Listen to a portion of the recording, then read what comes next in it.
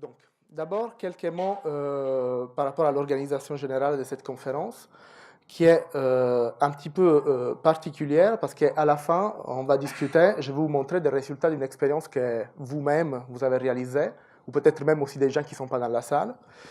Et donc, la conférence elle va être organisée en 5 parties. Je vais attaquer une thématique qui est celle de l'apprentissage par renforcement, qui est quelque chose qui peut-être, comme ça vous l'entendez, ça vous paraît quelque chose d'obscur, mais en réalité, je vais vous essayer de montrer comme cet apprentissage par renforcement, c'est quelque chose qui est quasiment omniprésent dans votre vie. Et on va décliner différentes approches expérimentaux, donc celui de la psychologie, de la modélisation mathématique, des neurosciences. Et après, ensuite, justement, on va rentrer un peu plus dans les détails d'une étude récente, et puis en fait, d'une étude que vous avez réalisée. Donc, c'est la science participative. Donc, le point de vue de la psychologie. Donc, les racines historiques de l'investigation scientifique de l'apprentissage par renforcement sont pratiquement aussi vieilles que la psychologie expérimentale. Donc, vous voyez ici certaines figures de ces développements à la fin du 19e siècle et au début du 20e siècle, comme Pavlov, Thorndike, Watson, Skinner, Hull, etc.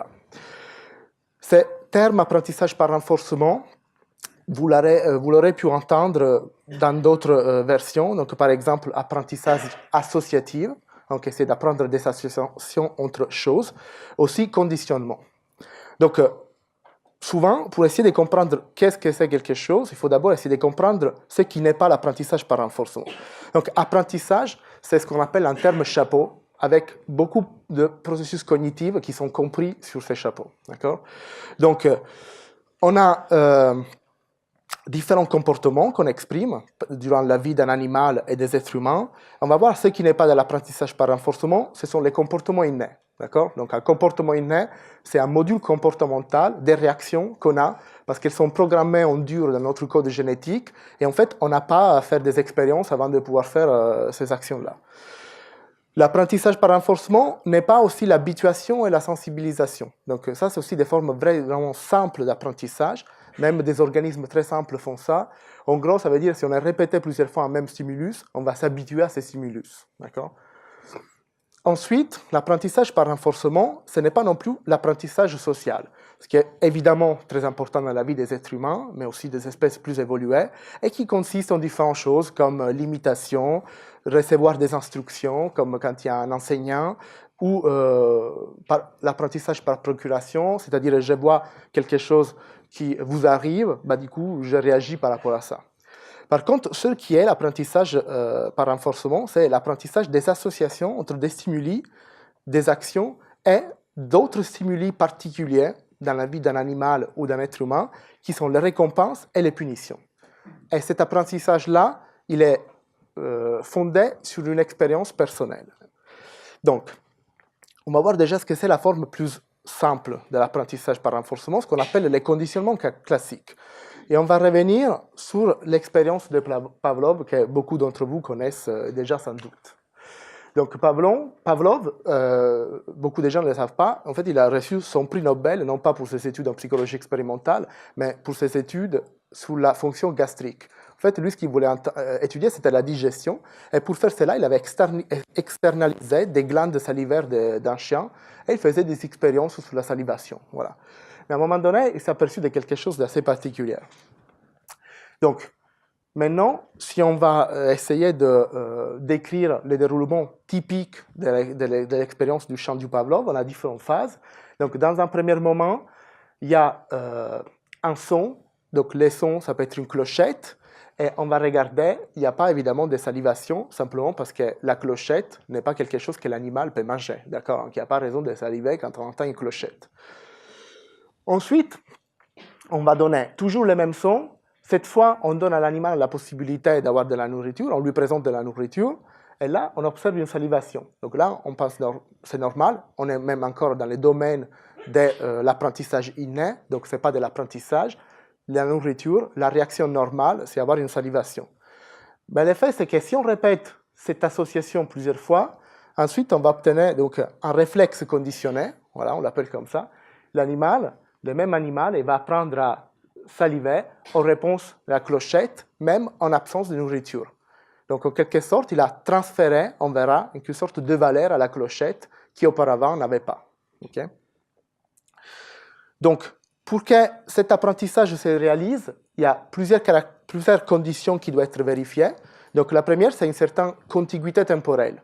Donc, vous voyez bien, si on sonne la clochette et on donne la nourriture 3 jours après, ce n'est pas très probable que l'animal va apprendre que la clochette prédit la nourriture. Donc, il faut que ces stimulus soient proches dans le temps, quelque part. Après, il faut quelque chose, bon, c'est un terme un peu plus scientifique, une contingence positive. Il faut qu'effectivement la clochette soit prédictive de la nourriture. Si à chaque fois qu'on sonne la clochette, en fait, si quand la clochette sonne, on ne donne de la nourriture qu'à 50% de fois, vous voyez que c'est moins probable qu'on apprenne une association entre ce stimulus et cette récompense. Finalement, il n'est pas très prédictive. Et puis, une troisième caractéristique qui est aussi importante, la récompense, donc la nourriture, dans ces cas-là, ne doit pas être déjà prédite. C'est-à-dire qu'il doit y avoir une surprise. Et c'est ce qui se passait au début de l'expérience de Pavlov.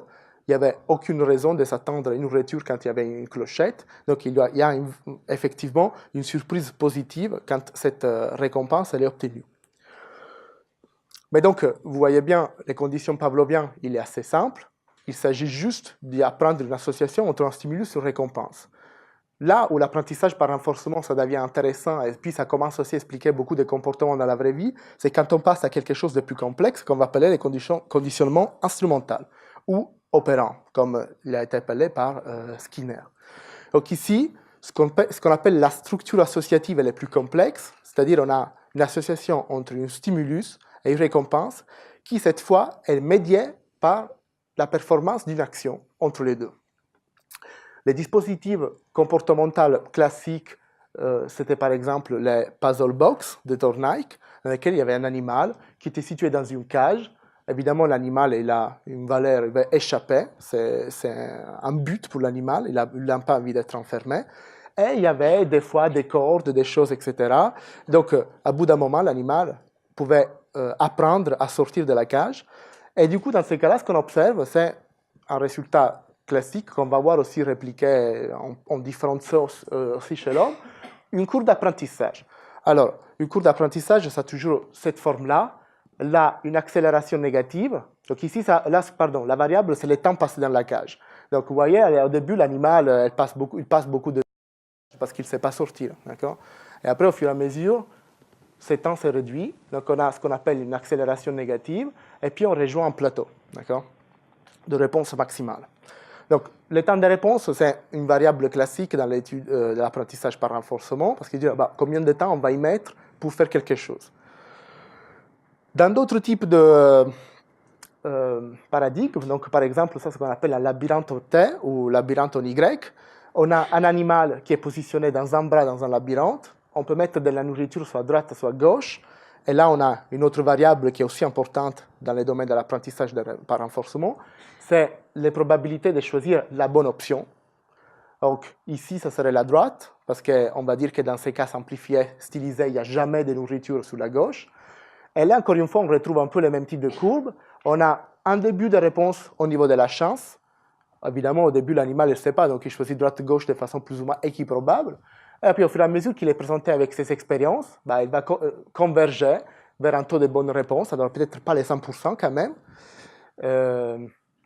et toujours avec une accélération négative, etc. Donc ici, des points, c'est des fois où l'animal, il est remis ici, etc., etc. Donc on boucle plusieurs fois. Là, j'ai parlé tout le temps de récompense, mais en réalité, l'apprentissage par renforcement, ça marche aussi dans un cas de punition. Donc la punition, on peut la concevoir comme une récompense négative. Donc ici, c'est un cas typique de dispositif de conditionnement instrumental aversif, dans lequel on a encore une fois un son, un bip, une clochette, etc., etc., qui prédit le fait qu'il va être un choc électrique délivré sur cette partie de la cage. Donc l'animal, il apprend tout de suite, de sauter de l'autre côté pour éviter, évidemment, d'être puni. Et souvent, en modélisation ou en psychologie, les renforcements, c'est vraiment cette notion mixte qui va du positif, on va le voir, jusqu'au négatif. En effet, voilà deux axes fondamentaux sur lesquels on peut situer les différents résultats, les différentes expériences, etc., etc., de cette étude-là. Donc, on a la balance du renforçateur. Est-ce que c'est une punition ou est-ce que c'est une récompense? Et l'autre axe, c'est, si vous voulez, les niveaux d'activation motrice nécessaires pour obtenir ou éviter les renforceteurs. D'accord? Donc, on peut avoir activation, donc il faut activement faire quelque chose, ou bien inhibition, il ne faut rien faire. On pense que, si vous voulez, dans la vraie vie, la plupart des situations sont plus ou moins dans cet axe-là. D'accord? Normalement, il y a un lien naturel entre il faut faire quelque chose pour obtenir une récompense et il faut juste, si vous voulez, ne rien faire pour éviter des punitions. Cependant, en réalité, il y a plein de cas dans lesquels on peut se situer dans les différentes situations. Donc ça, c'est un des axes principaux, mais un autre axe principal très important, c'est celui-ci qu'on va appeler l'axe du contrôle. Donc, est-ce que le processus il est contrôlé ou est-ce qu'il est automatique? Et là, on va introduire une notion très importante qui est les habitudes, qui en fait, les habitudes, on peut les concevoir comme une succession de comportements qu'on exprime de façon automatique. Alors, les cas typiques, c'est la réveil sonne, on va faire le café, bon, spécialement si on est italien, on fait le café avec ça, on prend le métro et on va au travail, donc ça c'est une habitude matinière de beaucoup de gens, et vous avez déjà fait l'expérience, vous pouvez faire tout ça en pensant à autre chose, et puis vous vous retrouvez au travail juste de façon automatique, mais vous n'avez pas exactement une mémoire d'avoir choisi d'éteindre la réveil, visser la cafetière, pris la bonne rame de métro, etc. Et pour une fois que vous ne devez pas aller au lieu habituel, il y a une chance sur deux, vous allez prendre les mauvais métros parce que vous allez juste exécuter votre habitude. Comment est-ce qu'on va étudier le développement d'habitudes dans les cas expérimentaux chez les animaux, par exemple? C'est avec les paradigmes d'évaluation, que là, ça vous paraîtra bizarre, mais vous allez voir, en fait, ça peut être intéressant pour comprendre certains types de comportements aberrants, on y viendra. Donc, on a une phase d'entraînement dans laquelle on apprend, par exemple, à cette petite souris d'appuyer sur un levier pour obtenir de la nourriture. Et on peut faire ça plein de fois, pendant des jours, des mois, des semaines, un petit peu comme la même vitesse avec laquelle on développe des habitudes dans la vraie vie. Après, ensuite, on va dévaluer cette récompense, simplement parce qu'on lui donne plein de nourriture de ce type-là. Donc, typiquement, l'animal, il n'a plus besoin d'acquérir cette chose-là. Donc, elle est dévaluée, n'a plus de valeur pour lui. Et après, on va tester, bon, est-ce que maintenant, il va toujours appuyer ou pas? Et, par exemple, après un entraînement court, vous voyez qu'il y a une différence entre ces barres, c'est-à-dire la réponse pour les options d'évaluer va être réduite, parce qu'elle n'a plus de valeur pour l'animal. Mais cette fois, si vous faites un entraînement très très long, vous créez une habitude, l'animal il va répondre de la même façon, même si maintenant la récompense n'a plus aucune valeur. Alors, évidemment, ça introduit un autre axe, donc vous avez toujours la punition et la récompense. Cette fois, on a des réponses contrôlées, des réponses automatiques. Donc évidemment, vous voyez bien pourquoi avoir des habitudes c'est utile, parce que moi je préfère plutôt pouvoir penser, planifier ma journée pendant que je fais des tâches de façon automatique chez moi, donc ça me libère de l'espace mental de travail pour faire autre chose. Mais après, en même temps, ce processus peut dégénérer. Et, par exemple, on peut situer des pathologies comme l'addiction dans cet cadran ici. Donc, on a une sobresensibilité aux récompenses qui induit des habitudes qui après sont très difficiles à perdre. Donc, ça, c'est une conceptualisation psychologique expérimentale de l'addiction. Cette partie-là, donc du côté des punitions, est toujours du côté de l'automatisme. Vous pouvez avoir, par exemple, des phobies, de l'anxiété, etc., qui est une espèce de réaction accrue aux stimulus négatifs qu'on n'arrive pas à éteindre. D'accord? Donc, ça, c'était pour vous donner les points de vue de la psychologie, même si de façon très rapide, peut-être superficielle, mais j'espère clair. Donc, maintenant, on va passer au point de vue de la modélisation. Et effectivement, il faut dire qu'une impulsion très importante pour la recherche en apprentissage par renforcement, c'était donné par le développement en intelligence artificielle. En effet, quand on va regarder les plus importantes catégories de ce qu'on appelle apprentissage machine, machine learning, donc là je précise, ça c'est un petit parti qui est pour les nuls, mais surtout pas un nul, parce que moi je ne suis pas même non modélisateur, donc ça va être une simplification encore plus caricaturale de la première section. Donc, en apprentissage machine, on identifie trois catégories principales d'apprentissage. l'apprentissage non supervisé, l'apprentissage supervisé est justement l'apprentissage par renforcement. Ils utilisent les mêmes termes, et les livres fondateurs de cette branche de l'apprentissage machine, justement, ils s'inspiraient beaucoup de la psychologie. Donc, vous voyez comment est-ce qu'on peut avoir la perméabilité entre différents domaines qui a pour être conçus comme très différents. Donc, là, j'ai pris une petite photo. Donc, voilà, qu'est-ce que ça fait l'apprentissage machine? Qu'est-ce que ça fait, par exemple, vous prenez votre téléphone, et puis maintenant, dans tous les téléphones, c'est quasiment automatique. Vous avez un petit cercle qui vous dit, ah bah ça c'est une personne, c'est qui? Des fois même les versions plus sophistiquées savent, ah ça c'est toi, ton fils, ta femme, etc., etc. D'accord? Donc, pour résoudre ce type de problème, donc ça c'est une forme simple, mais néanmoins d'intelligence artificielle, il y a un instrument qui est capable de comprendre une figure dans ces cas-là et lui dire, ah bah ça c'est un visage, voire ça c'est Stéphano.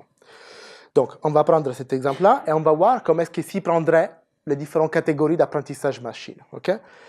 L'apprentissage non supervisé, c'est la façon la plus simple. Il va juste chercher, on va dire, des régularités statistiques dans l'environnement et il va créer donc des catégories non labellisées sur la base de ça. Donc, évidemment, c'est très simple. Donc, par exemple, si on lui donne des visages, il va créer deux clusters. Donc, ça, c'est vraiment un visage typiquement visage. Là, c'est une grimace, c'est un peu bizarre. Donc, s'il va dire ça, par contre, c'est des chiens. Mais après, évidemment, cet algorithme, il va un petit peu se tromper parce qu'on a toujours des cas ambigus. Donc, par exemple, ça s'appelle Carlin, ça, ou un pag, je ne sais pas. Donc, lui, c'est un peu bizarre parce que ce n'est pas très représentatif du chien moyen. Par contre, les loups aussi, il est bizarre de notre côté, des tableaux, etc. Mais bon, néanmoins, il va quand même performer assez bien de cette façon-là. Ensuite, nous avons l'apprentissage supervisé, dans lequel on dit qu'il y a en fait un entraîneur, donc un enseignant, qui va entraîner l'algorithme sur des exemples donnés, donc des exemples qui sont labellisés. Et après, ensuite, le but de l'algorithme, donc de l'intelligence artificielle, c'est de généraliser. Donc là, par exemple, on va lui dire, ça c'est un humain, ça c'est un humain, chien, chien, et après on lui donne, bon, maintenant, on va voir comment est-ce que cet algorithme va performer sur ce cas-là.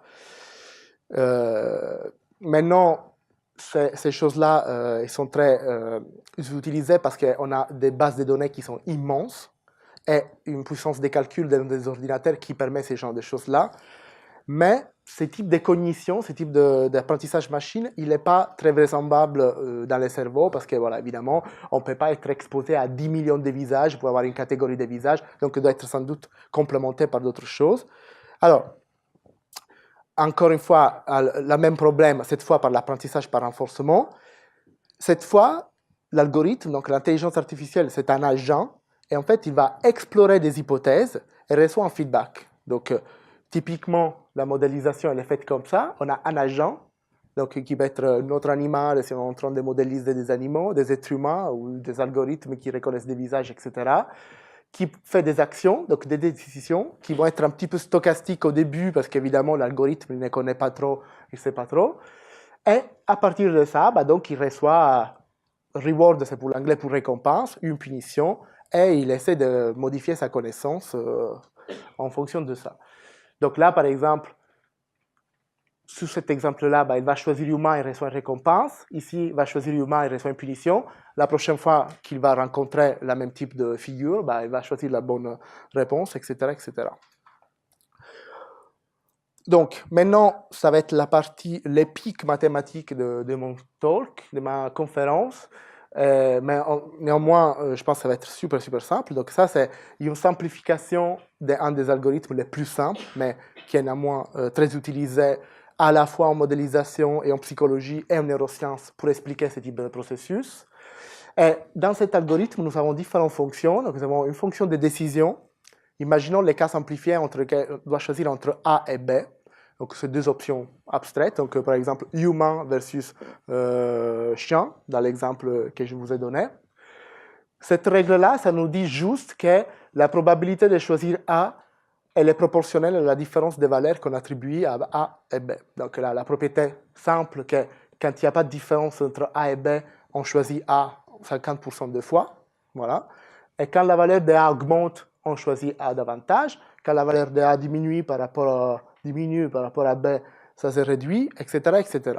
Donc, admettons qu'on a choisi A, on obtient une récompense, et on va calculer, donc vraiment, cette erreur de prédiction, c'est ce dont on parlait tout à l'heure, la surprise avec un signe, qui est la différence entre la récompense que j'ai obtenue et celle à laquelle je m'attendais. D'accord? Donc, c'est vraiment une mesure de ma surprise. Ça me dit, ah bah tiens, c'était bien de choisir A, j'ai eu une récompense, alors qu'en fait, je m'attendais 0 et tout, etc. L'erreur de prédiction, c'est donc quelque chose, quand on est dans un environnement stable et on choisit bien, etc., qui donc se réduit au cours du temps. Et l'intuition psychologique derrière, elle est assez simple. On apprend, on mesure de sa surprise. Ou bien, quand on est surpris, c'est un bon signe qu'on prédit mal l'environnement. Parce que quand on dit, ah bah tiens, c'est surprenant, c'est qu'en fait, ma connaissance, elle n'était pas comparable à la réalité. Par contre, un signe, au contraire, qu'on connaît bien notre environnement, c'est qu'on n'est jamais surpris. Tu dis, ah oui, j'ai choisi un récompense, je savais, etc.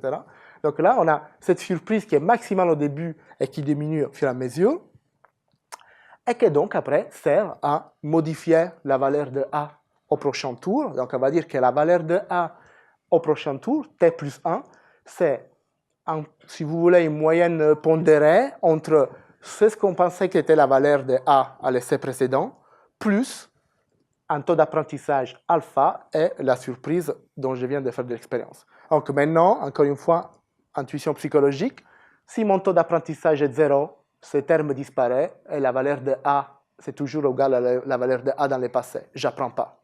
D'accord? Plus grand est mon taux d'apprentissage, le plus j'apprends de la nouvelle expérience et je viens.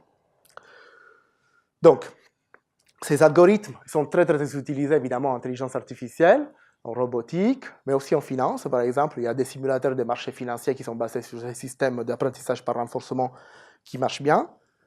Il y a même beaucoup de trading qui est fait avec des algorithmes et aussi avec des parties apprentissage par renforcement.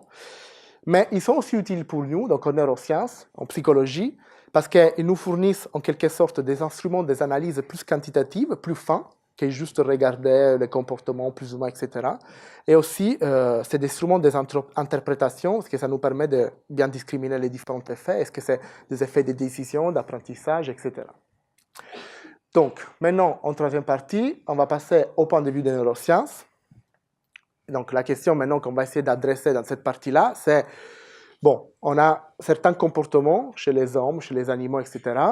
On a certains modèles, et maintenant, on va essayer de voir quelle est l'inscription cérébrale de ces comportements et de ces modèles d'apprentissage.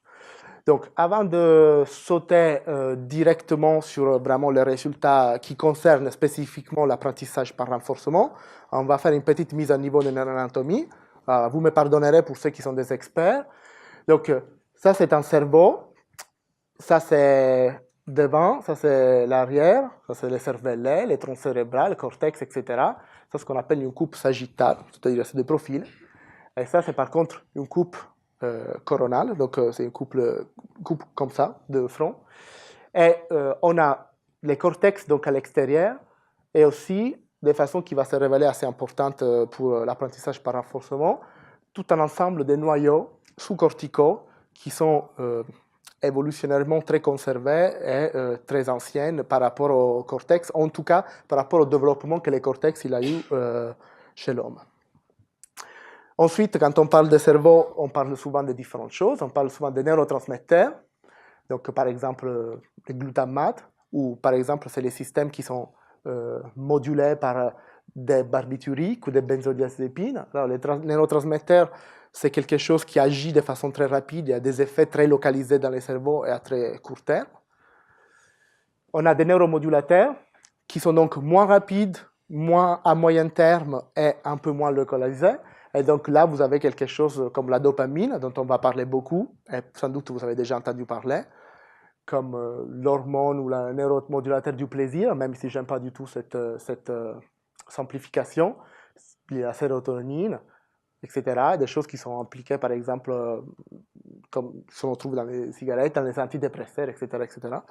Et puis ensuite, on a des neurohormones qui ont des actions encore plus lentes, moins localisées, etc., comme par exemple les systèmes de l'oxytocine, les opioïdes, etc. Donc ça, c'est un petit peu, ça vous donne un peu une échelle des molécules qui transmettent de la formation au niveau du cerveau, du plus rapide au plus lent, du plus localisé au moins localisé, sachant que nous, on va focaliser essentiellement sur cette partie-là. Ce qui se trouve très pertinent par rapport à l'apprentissage par renforcement. Donc, apprentissage par renforcement, c'est apprentissage par récompense et punition. Comment est-ce que c'était identifié ces circuits-là dans le cerveau? Donc, avec des expériences assez simples, donc nous avons ici, donc déjà, qu'est-ce que c'est une récompense? Donc la récompense, d'un point de vue de l'expérimentaliste, c'est un stimulus qui fait augmenter l'émission d'une action par un animal, d'accord? Donc là, encore une fois, on revient à la boîte de Skinner. Si appuyer sur ce levier donne de la nourriture, si cette nourriture, c'est une récompense, on va observer que les appuis vont augmenter au cours du temps, d'accord? Donc, vous avez compris cela. Donc maintenant, ce n'est pas si compliqué d'aller à une étape un peu plus proche. Donc ici, c'est dans l'environnement, on va aller directement dans le cerveau et on va planter des électrodes dans le cerveau de l'animal à plein d'endroits différents et on va regarder dans quelles aires une stimulation électrique va faire en sorte que l'animal augmente sa fréquence d'appui. Donc, encore une fois, j'ai caricaturé un petit peu, mais on met l'électrode dans le cervelet, l'animal va appuyer, il ne va plus appuyer, ça lui fait ni chaud ni froid, etc. Par contre, on met les électrodes dans un certain système particulier, que donc on va appeler les circuits de la récompense, et là on observe que l'animal va se auto-administrer des chocs électriques. Okay? Et donc les endroits classiques qui vont induire de l'auto-administration des chocs électriques sont les mésencéphales, là où il y a les neurones dopaminergiques, les striatomes et les cortex ventral préfrontal, sont les endroits où les neurones dopaminergiques projettent. D'accord? Donc, nous avons ici des noyaux dopaminergiques qui envoient leurs terminaisons nerveuses dans les stratome ventral et dans les cortex préfrontal. Donc, on appelle ça le circuit de la récompense. Pourquoi? Parce que de façon très opérationnelle, on observe que si on met des électrodes à ces endroits-là, un animal va continuer à appuyer pour en avoir plus. En fait, il ne mange pas, il ne boit pas, il ne fait pas l'amour, mais voilà, c'est comme si. Donc, maintenant, comment est-ce qu'on va essayer de prober plus ces hypothèses-là? On va utiliser des techniques très complémentaires. Donc, neurosciences, c'est quelque chose de très interdisciplinaire, l'étude du cerveau, et qui repose aussi bien sur des études animales et des études chez l'homme, pour lesquelles on va utiliser des techniques différentes. Donc, là, je vais faire un peu une comparaison avec, si vous voulez, deux extrêmes. Donc, entre approche électrophysiologique chez les singes et neuroimagerie chez l'homme. Donc, typiquement, dans ces approches-là, on a un animal qui réalise des tests pendant qu'on enregistre l'activité neurale. Et on a une résolution temporelle très, très, très élevée. Donc, pratiquement, on arrive à monitorer chaque potentiel d'action. C'est la façon dont les neurones communiquent, s'ils ont des potentiels d'action. Et après, ensuite, on va essayer de sommer l'activité neurale. Donc là, par exemple, on va dire que sous cette aire cérébrale A, à un moment donné, quand il se passe quelque chose dans l'environnement, il y a une réduction et puis une augmentation d'activité. Par contre, dans cette aire cérébrale, il y a un petit peu l'opposé. Donc, vous voyez, là, c'est O, C, O, C, O, et puis ça se réduit. Chez l'homme, évidemment, on ne peut pas faire ce type d'expérience parce qu'on ne peut pas opérer les êtres humains. Par contre, ce qu'on peut faire, c'est des scanners d'imagerie magnétique fonctionnelle. Donc là, l'apparatus expérimental, c'est un petit peu différent. Donc, c'est quelque chose qu'on ne peut pas transporter dans une conférence expérimentale. Donc, on ne peut pas vraiment faire l'expérience ici. Mais donc, il y a ces machines IRMF qui sont dans des hôpitaux. Donc, le sujet, il est couché, il fait un test parce qu'il y a un écran à l'intérieur qui lui fait, il peut répondre avec des boutons, etc. Et maintenant, la partie intéressante, c'est que quand on active une partie cérébrale, cette partie cérébrale, elle va envoyer des signaux qui disent, bah, il me faut plus d'oxygène, il me faut plus de sucre. Parce que, bon, elle a travaillé, donc c'est normal. Il faut qu'elle se nourrisse. L'hémoglobine, ça a une propriété intéressante, n'a pas les mêmes propriétés diamagnétiques si elle est liée ou pas à l'oxygène. C'est-à-dire, en gros, pour caricaturer, quand elle est liée à l'oxygène, elle va répondre à un champ magnétique de façon différente que quand elle n'est pas liée à l'oxygène. Et du coup, grâce à un scanner IRM, qui en fait c'est imagerie par résonance magnétique, on arrive à quantifier les niveaux d'oxygène qu'il y a dans les différentes aires cérébrales. Et donc là, par exemple, ce qu'on observe, c'est que si on des résultats de ce genre-là, donc on présente des stimulations visuelles, là on regarde dans les aires visuelles, on voit une augmentation, une diminution de niveau d'hémoglobine liée à l'oxygène, et on va prendre ça comme un marqueur d'activité cérébrale. Donc vous voyez, c'est un peu plus indirect, plus long, mais en même temps c'est chez l'homme, et en même temps on a aussi accès à tous les cerveaux, et pas juste aux petits endroits qu'on peut viser chez l'animal. Donc, nous avons vu que les signaux d'apprentissage par excellence, c'est ces signaux de surprise. Est-ce qu'on arrive à trouver ces signaux dans les cerveaux? Donc ça, c'est le cerveau d'un sage pendant qu'il subit peut-être, on pourrait dire, une tâche d'apprentissage pavlovien. Je dis subit parce que l'animal il est passif dans une tâche pavlovienne. Donc nous avons les différentes phases d'apprentissage. Donc nous avons une récompense qui est non prédite, mais elle est obtenue. Et donc là, vous voyez que vous avez une augmentation d'activité. Okay? Ensuite, après plusieurs essais, nous avons une récompense qui, cette fois, elle est prédite par un stimulus, elle est obtenue, et vous voyez qu'ici, il n'y a plus de réponse. C'est-à-dire, encore une fois, il faut voir que ces petites choses noires, c'est des neurones qui s'activent, etc., etc. Et à la fin, on a un troisième cas dans lequel on a une récompense qui est prédite par un stimulus, on ne la donne pas à l'animal, et vous voyez qu'il y a un creux ici.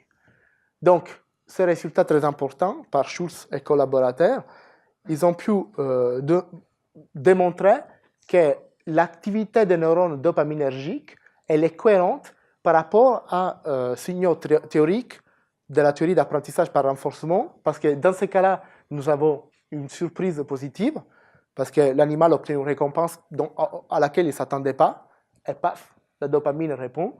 Et ici, par exemple, on a une surprise négative, l'animal s'attend à une récompense, on ne lui donne pas, et la dopamine répond négativement. Donc maintenant, comment est-ce qu'on va étudier ça chez l'homme? Comme ceux d'entre vous qui ont fait la tâche, ils ont déjà la réponse.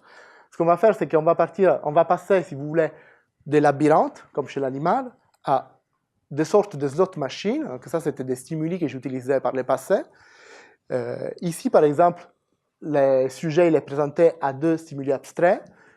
Là, c'est un alphabet ancien, peu importe, c'est quelque chose que les stimuli sont reconnaissables, donc c'est important qu'on puisse discriminer les différents stimuli, mais c'est aussi important que les stimuli n'aient aucune valeur pour les sujets. Et là, par exemple, celui-ci, il fait gagner 75% de fois, et celui-ci, il fait gagner juste dans les 25% de fois. Et sans surprise, on observe qu'évidemment, les sujets ils choisissent par hasard au début, et petit à petit, ils apprennent, ça c'est des vraies données, à choisir celui qui donne plus de récompenses. D'accord? Donc, et ça ressemble beaucoup à la tâche que vous avez faite. Et effectivement, quand on fait ça, et on regarde l'activité cérébrale au moment où donc ça, c'est une petite représentation des différents écrans qui voient les sujets. Donc d'abord, il y a un écran préparatoire, le deux stimuli, on choisit, on obtient ou pas en récompense. Et l'activité cérébrale ici, on retrouve effectivement la corrélation des erreurs de prédiction dans le striatum ventral. Donc, on confirme chez l'homme des résultats qu'on avait trouvés chez l'animal, sauf que c'était des méthodes qui sont très complémentaires. Et ensuite, on peut se poser la question, vous nous avez dit, la récompense, c'est un peu les négatifs des punitions, etc. Qu'est-ce qui se passe? Est-ce qu'il y a les mêmes aires cérébrales ou des aires cérébrales différentes qui sont impliquées dans ces processus? Il se trouve que oui.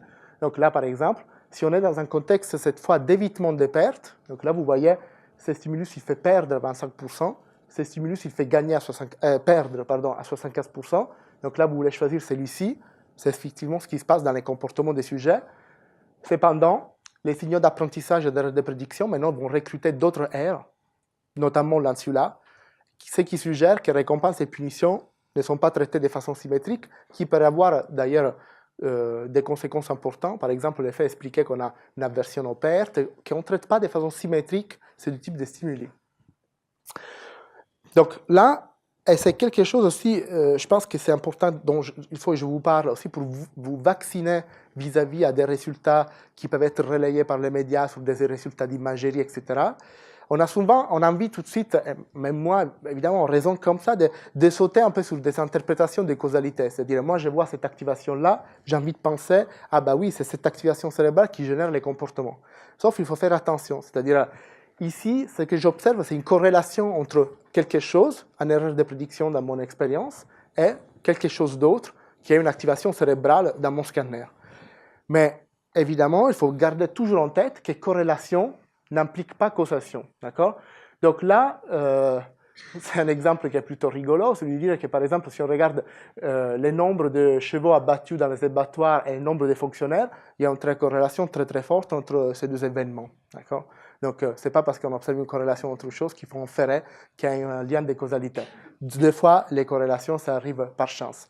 Mais dans notre cas, c'est peut-être encore plus subtil. D'accord? Donc là, par exemple, on va prendre un exemple qui est différent. On va prendre un exemple dans le domaine du langage. Donc, vous savez plus ou moins tous que le cerveau, il a des aires supposées être spécialisées pour différents aspects du langage. Et donc là, par exemple, plus sérieusement, on va regarder dans des activations cérébrales lors d'une tâche de production du langage. Donc, typiquement, on va faire un contraste entre un sujet qui parle, un sujet qui s'était, des genres de trucs.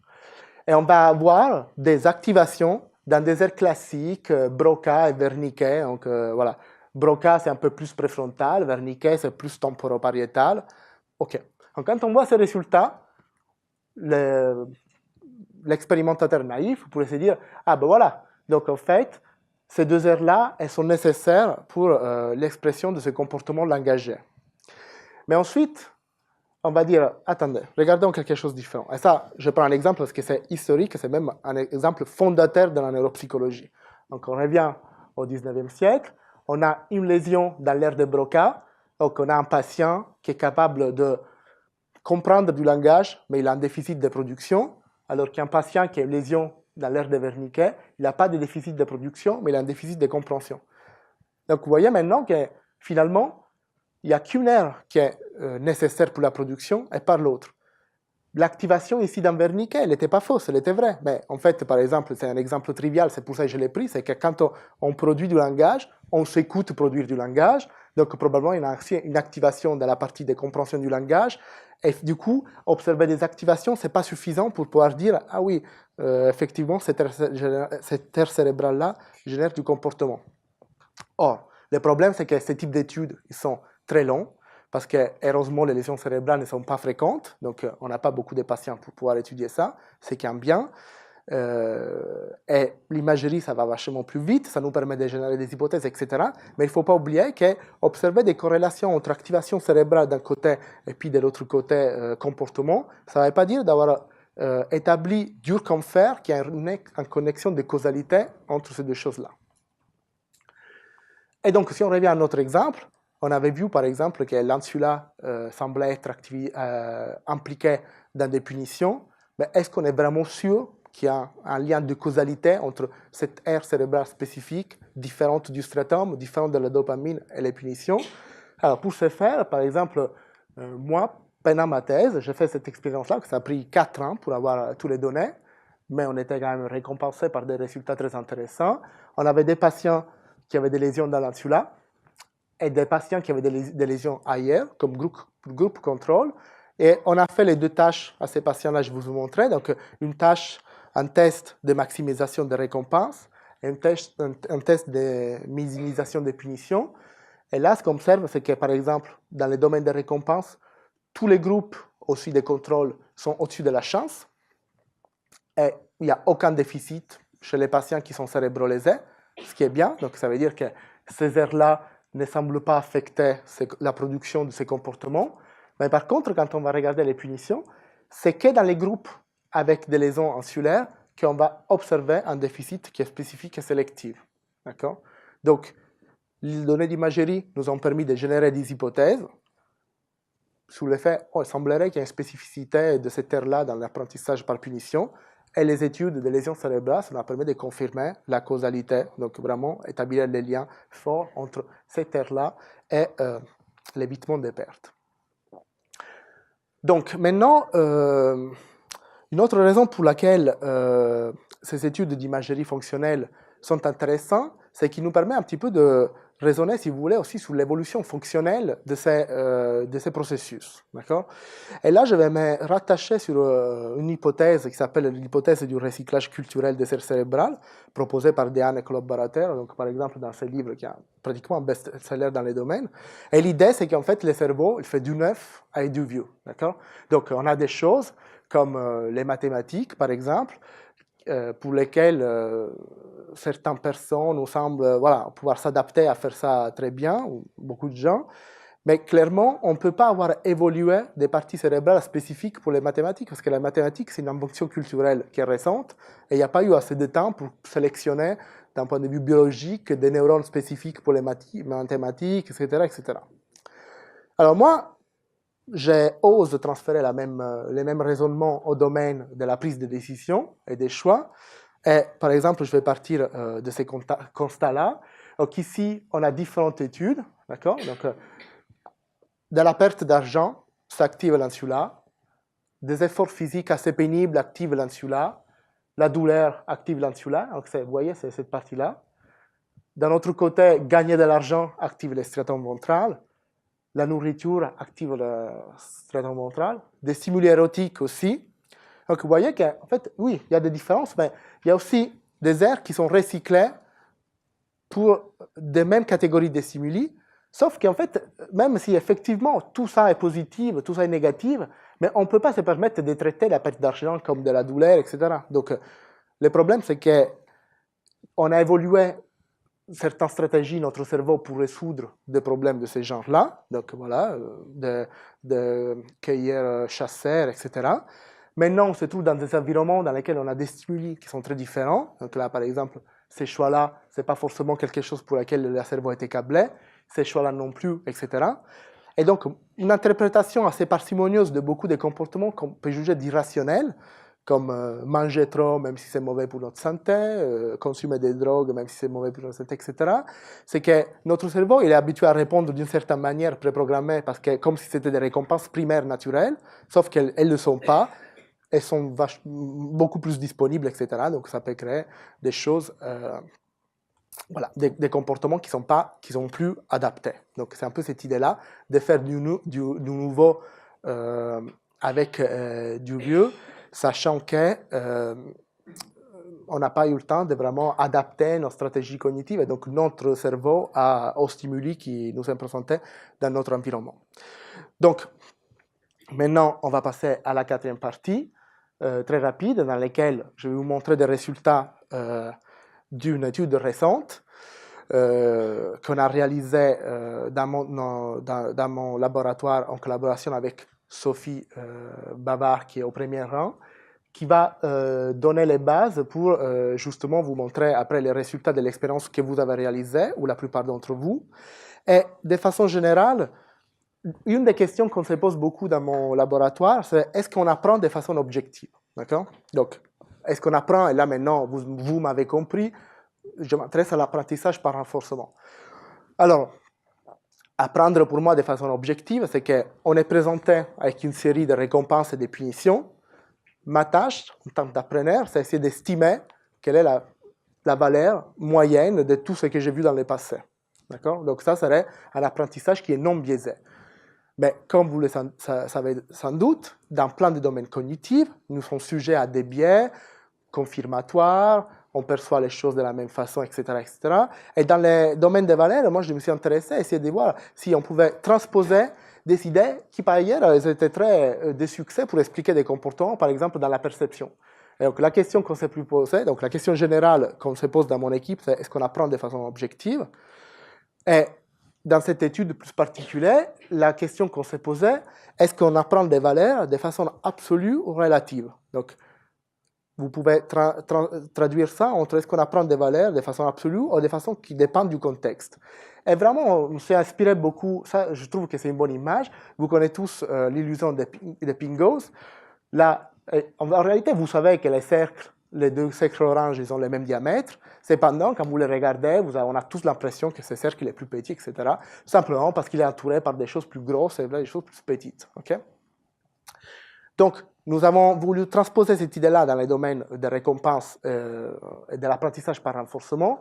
Et si vous voulez, on peut traduire un petit peu la question de la sorte. Donc, imaginez, vous êtes dans un café, vous êtes dans une place, et vous avez différents choix. Donc, vous pouvez avoir soit un super cappuccino signature, comme on pourrait dire maintenant, ou sinon un café, un peu de machine à café pas très bon. Et dans un autre contexte, par exemple, vous êtes dans l'autoroute, hein, la nuit, vous avez des choix entre pratiquement le même café, en fait, et par contre de l'eau. Et vous pouvez déjà sentir où je vais en venir. La question qu'on se pose, ces deux choses, ils ont objectivement la même valeur, mais est-ce que si on pose la question à des sujets après, est-ce qu'ils ne vont pas par hasard préférer ça à ça, etc., etc. D'accord? Ou vice-versa, ok? Encore une fois, de façon un peu moins intuitive, on avait dans une première phase qu'on appelait la phase d'apprentissage différents contextes, des contextes qu'on peut appeler généreux, pardon, qui étaient associés à beaucoup de récompenses. Bon, j'ai eu beaucoup de financement, mais les finances de la recherche ne me permettent pas non plus de payer les sujets plus que ça. Et vous avez même travaillé gratuitement. Et des sujets des contextes un peu plus avares, donc avec moins de récompenses. Donc, l'entraînement se faisait dans ces deux contextes-là. Et après, ensuite, on allait mélanger, si vous voulez, les choses. On allait demander au sujet, est-ce que vous préférez ça à ça ou celui-ci à celui-ci? Donc maintenant, vous pouvez voir que ce symbole-là, il vaut 25 centimes, mais il n'est pas le meilleur symbole de ce contexte, d'accord? Par contre, ce symbole-là, il vaut juste 2,5 centimes. Par contre, c'est le meilleur de ces contextes-là. Et dans ces choix-là, donc la théorie de la rationalité économique prescrit que nous devons choisir celui-ci, mais en fait, les sujets faisaient un choix irrationnel qui était préféré ces symboles-là. Okay? Ce qui démontre un petit peu cette idée que l'apprentissage, il est dépendant du contexte. Alors, bien sûr, on reviendra un peu en discussion. Donc maintenant, normalement, on a d'autres parties de slides. Donc, grâce à Sophie, qui pendant que je parlais, elle a mis à jour les résultats final, ça s'appelle, oui.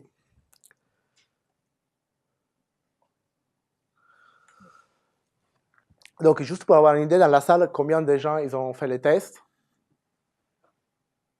Ok, très bien. Donc, merci. D'ailleurs, je pense que j'ai eu même plus de... Il y a des gens qui ont fait les tests même s'ils ne sont pas venus à la conférence. Donc, très bien. Donc là, on va voir avec Sophie ce qui se passe. Donc, ce que vous avez fait, c'est ça. Donc, pour ceux qui ont vu les tests et qui ont fait les tests, ça devient assez familier. Et donc, là, l'étude qu'on a déjà publiée introduit pas mal ce qui s'est passé dans votre cas. Okay? Donc, vous avez différents contextes. Il y avait deux contextes qui correspondaient à ces contextes généreux. On pouvait gagner 10 points. Et deux contextes qui correspondaient à des contextes un peu plus avares. Et aucun symbole n'était trivial. C'est-à-dire, à chaque fois, par exemple, ce symbole-là, il donnait 10, mais avec les 75% de chances. Donc, de temps en temps, il donnait 0 quand même, ce qui rendait les tests, pour ceux qui l'ont fait, un petit peu peut-être frustrant ou un peu plus complexe. Donc, évidemment, on ne veut pas que tout de suite vous découvrez tout de suite ce qui se passe. Et la même chose ici. Donc, maintenant, on fait de la modélisation. Donc, on peut générer les prédictions de différents modèles avant même de faire l'expérience. Hein, ça s'était fait bien avant. Hein, Sophie, voilà. Et donc, un modèle de valeur absolue. Donc là, ici, on a notre résultat classique. Quelque chose de plat, c'est des réponses aléatoires. Donc, les gens n'apprennent pas du tout et ils choisissent au pif. Et 1, ça serait vraiment des réponses parfaites. Donc ça, c'est les taux de bonnes réponses. Donc, les modèles qui représentent des valeurs de façon absolue, il va prédire qu'on répond beaucoup mieux pour 10 points que pour 1 point. Le modèle qui apprend des valeurs relatives va prédire aucune différence. Et donc ça, c'est vos résultats. Donc, globalement, des réponses qui étaient bien au-dessus, malgré les 10 essais. Donc ça, on a vraiment raccourci la tâche énormément par rapport à ce qu'on fait au laboratoire. mais les réponses n'étaient pas parfaites, mais les réponses étaient au-dessus de la chance. Et comme il n'y a aucune différence entre les verts foncés, qui peut-être vous paraissent noirs, comprensiblement, et les verts clairs, ça veut dire que vous apprenez de la même façon à choisir quand il s'agissait de 10 points ou de 1 point. Et un peu comme dans l'exemple précédent, nous avons fait un test successif des transferts dans lesquels, cette fois, on ne vous a plus donné de récompenses et de punitions. C'est un petit peu un test de mémoire de dire, bon, voyons la façon dont vous avez appris pendant les tests précédents. Okay? Et pendant la phase d'apprentissage, les différents contextes, ils étaient groupés comme ça, mais dans l'autre test, on les a groupés comme ça. D'accord?